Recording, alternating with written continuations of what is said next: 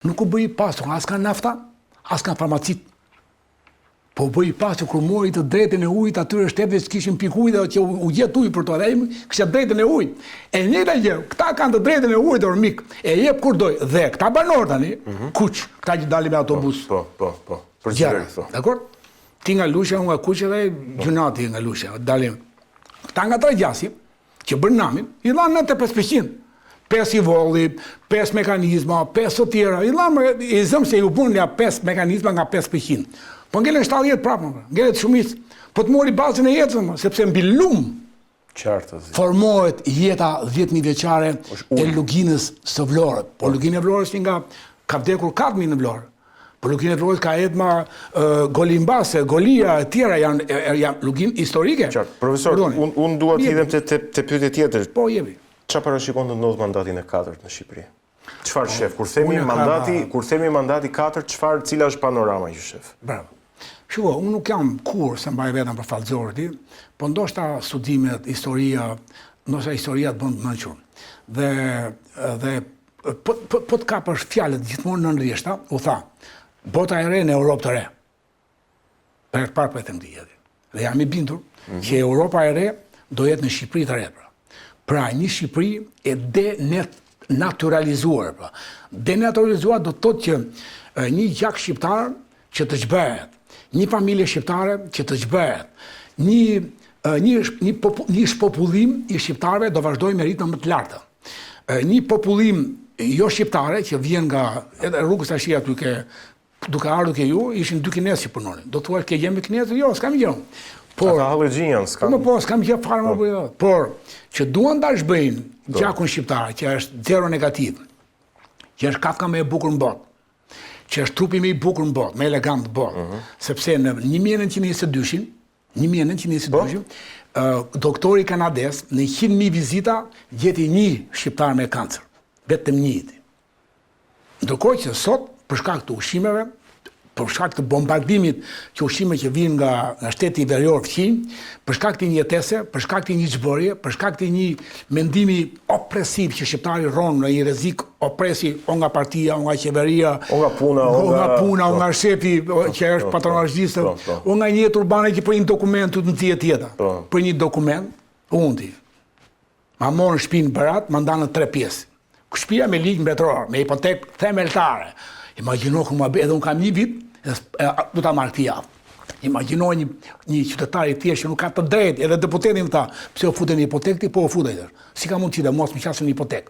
Po, duke qenë person publik pozitiv, një profesori me thënë drejtën, kam drejtë mburem, i nderuar, me studenta që i kam frymzuar, nuk i kam dhënë leksion, po i kam dhënë shpirt, frym, një studenti dhe ma hap derën. Pra, kalojmë nga ana personale. Edhe duke ta nxjerrë jetën këta, projekt Çubrilović, nxi jetën brenda vendit shqiptarit, lehtësoi rrugët e migrimit shqiptarit, bisedoi me qeverit pritse, diku gjermane, diku angleze, për hapur vende pune për shqiptarin, organizoi lehtësira për të ardhur juaj dhe menjëherë si mbaroi votimin, të nesmen jemi kompanita e punësimit, arkitekt, inxhinier, profesora, armenj, punëtor. Ishte gati? Gati, dërguan me njerë, edhe unë e kam marrë, gjithë kam marrë pra që ti, këto se ke nevojë për gazetar, për profesora, për tashi, nuk janë më punëtor, kamariera. Mje fjallat, mbajnë sa roba. Si këmë puna e krahë? Nuk e më, tashi gjitha profesione pra, ne jemi gati të sjellim. Atëherë, kjo dyndje, edhe këtë gjdyndje, nga njëra anë ti largon, nga ana tjetër ti ofron, këtu ka një qëllim. Dhe mos ja kuptosh ti patronazhist, apo ti aktivist, apo ti qetnik, apo ti andart, sepse ajo gjësojnë këtë. Bile janë më keqët. Këta janë më keqët. Këta ati do mbajnë përgjësi historike, patronazhist, aktivist, spiund, këta spiundi, këta mbajnë mëndi. Këta do mbajnë përgjësi historike se çfarë kanë bërë vendi që quhet Shqipëri. Kështu që në këto kushte këta kanë një qëllim bashkë me europianët që dikur e zhbonin me vendime, jo vendime Bismarcku, vendime Londre, konference, kongrese, që mblidheshin pa shqiptarë dhe bënin çfarë donin me Shqipërinë. Tani janë që me Shqipërinë brenda nga shqiptarët, atëherë ishte nga tuajt që i bëhesh demi. Tash bëhet demi është më i madh kur bëhet nga vetvetja. Tjetër, edhe mbarova, qofse atëherë bëhesh me paqe, me luftra, me dokumenta, tani bëhet me elektronike, nuk duhen me 100 vjet aty të vinë nga jashtë brenda. Tash ai vjen për 2 ditë sepse elektronika, bombardimi është shumë i shpejtë e tjerë. Kjo ishte. Tani kur flasim për gjithë këtë problematik, pyetja që na lind është edhe për zgjedhjet, për rezultatin e zgjedhjeve. Po opozita ku është? Po. Ku është opozita? Domethënë, a është ky rezultat, po them, fundi për opozitën shqiptare dhe cili ishte në fakt gabimi që bëri opozita shqiptare që pati këtë rezultat? Dhe çfarë mund të bëj, çfarë duhet të bëj?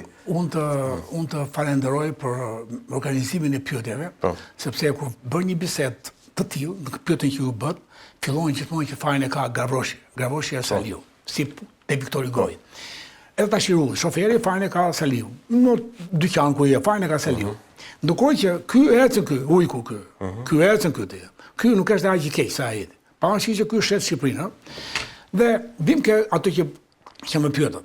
E para njëherë që me vërtet në këtë situatë nga pikpamja e opozitës, fajin e ka Saliu. Është fare e vërtetë.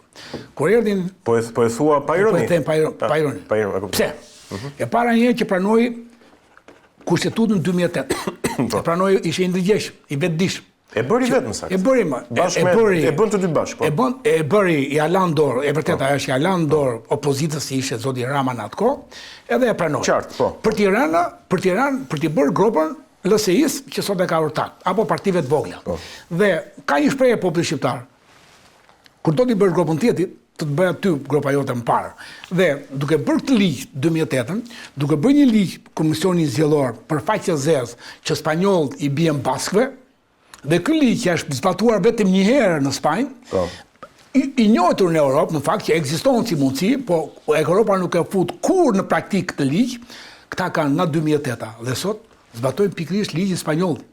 Dhe që do të thotë që komisionet zgjedhore janë se si partitë e vogla ti numërojnë të 12, që unë kam provuar vetë kuris, se si vota sy hapur studenti i më thoshe profesore dua për PD-n në Vaqar se është dobët, ai tjetri thoshe dua për LSI-n se është dobët, ai tjetri thoshe dua për votën që e merja 100 vota në 2 të mëngjesit, kur mbaron dhe numërimi 100 vota. Dhe kur kthehesha në mëngjes në orën 7, që fillon deri votimi, unë kisha 20 vota. Edhe pa pikturbi 80 vota vidhin, prandaj dhe hoqa dorë nga politika dhe u sumora medi.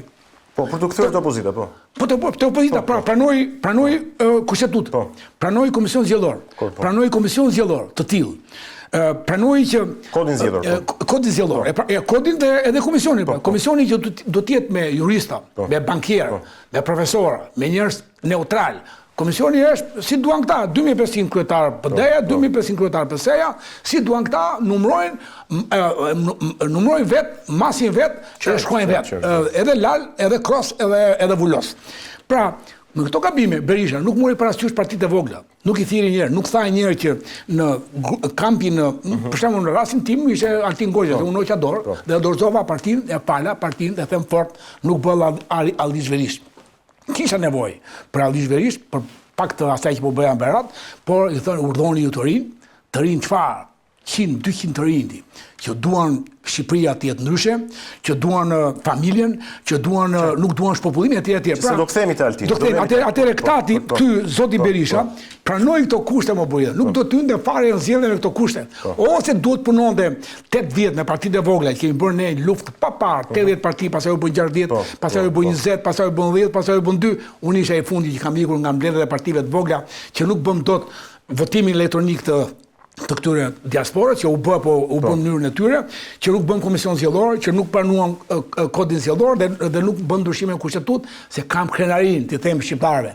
Jam një ndër 3 veta, Artur Zhej, Andrea Stefani Ndjespas, Sazan Guri, që kemi kundërshtuar deri në 2008 se çfarë do ndodhi me këtë ligj zgjedhor apo me këtë kushtetutë. Dhe ndodhi kjo që prandaj ky është gabimi më i madh i opozitarit Berisha, i cili bëri edhe gabim tjetër, që fare mirë mund thoshte, ore unë do ta bashkoj Unite Partinë Demokratike në kushtet që ndodhin mbas Lut Bashës, po unë nuk do jem më kryeministër sepse nuk ka nuse për herë të tretë, ku nuk ka kurdi, ka nuse parë, vjen e dyta, po e dyta nuseron, nuk ka nuse për herë të treti. Ky donte nuseron për herë të tretë, gjë që nuk ndodh. Ndërkohë që ky tjetri vazhdon nuseron për herë të katërt, ky e mund ta vazhdojë edhe për herë të pestë ky, me këto mendje që ka po vetëm, zoti boft atë tha, si tha ajo, atje në mirë ditë, o nanta ta marrë hak, tha i zoti dhe palë nduhe froku, i tha nenës. I vrau djallën e fundit. Unë s'kam qa bëj me, i tha nena. Edhe bete pali.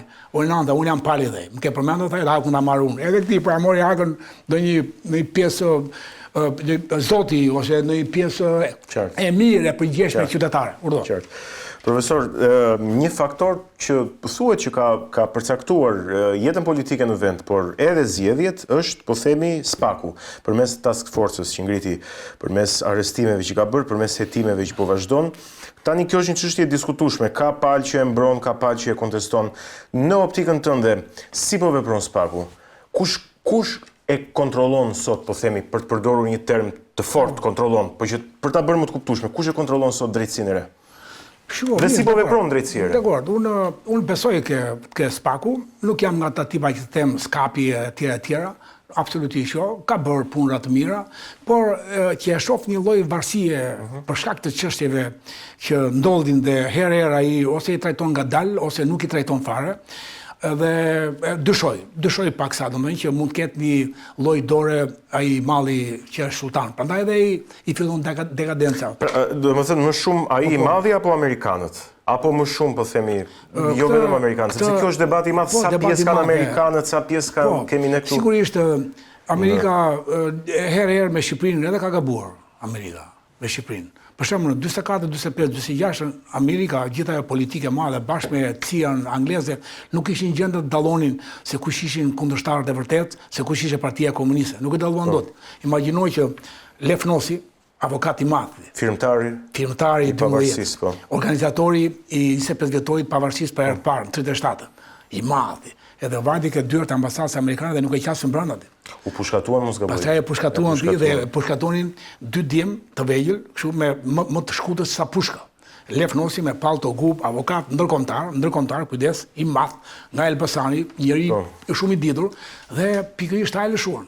Pra për të ardhur të SPAK-ut. Pra, e jetë gjë, të SPAK-ut, e njëjtë gjë. Dyshoj që Amerika më duket ose bën vet ose nuk e kap dot ky Big Brother joni, ky vllai i madh që ne e duam shumë, më duket se nuk e kap dot psikologjinë shqiptare, sepse Amerika është 200 vjeçar. Nëse ne jemi shtet 10.000 vjet, 5.000 apo do nga ku e trojës, 3.200 vjet. Pra jemi më të rregjur në politikë. Është më i rregjur, më furbo sultani jon. Është më furbo. Po edhe Berisha është më furbo se sa politikat amerikane. Dhe unë dyshoj që Amerika më duket se nuk e kap dot.